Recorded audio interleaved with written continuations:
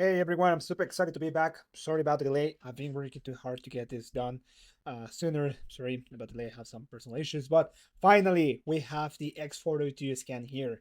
What is important thing about the x402 scan stacks is that now you're going to have a way to not only to see all the transactions stats, to have all the servers, the facilitator, etc. You're not gonna only gonna be able to do that, but you're also going to have the option to see other sources that you're going to have, register new sources, and also interact with those sources. All right. So this scan works pretty much the same as the EVM version. So the way you can register a new service, a new API where you can use x402 to get paid for that one is by clicking here on register. The way to do it is basically you're gonna develop your API. All right, you're gonna develop your API. You have your API URL, and you need to have an endpoint. For example, here we have /x402. On that endpoint, you're going to have a specific JSON response where the scan it will get the structure of your server. So this scan knows how to interact with your API. So this is an example of how it should look like. Let me see if I can make it a little bit bigger here. Yeah, here we have it. So it has the x402 version, basically the name of the server. Also, you can add an image, and here we have the endpoints that we're going to have. So for example, here we have the echo.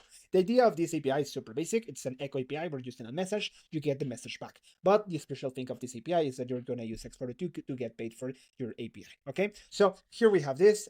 This is the structure. I'm gonna leave this on the doc, so you guys, if you guys want to register any other endpoint, you guys are gonna be able to do it through this structure. But basically, you just need to have this endpoint. All right. With this endpoint, you can go to the scan. All right. Add the resource here, and with this, it's going to go fetch this JSON structure and register the endpoints that you have. So if we go back here, we are going to have the Echo demo server here.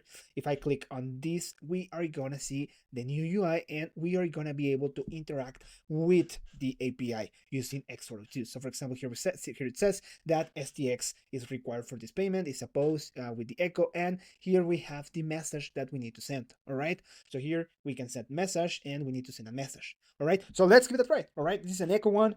So basically, for those who don't know, an Echo API is basically you send a message and you get the same message back. But the important thing here is that we are gonna use x402 on the stacks to use SDX as a payment method. So let's give it a try. All right. So first of all, I need to connect my wallet. I'm gonna connect this wallet here. All right, it's connecting. Okay. Yeah, let me see here. Okay.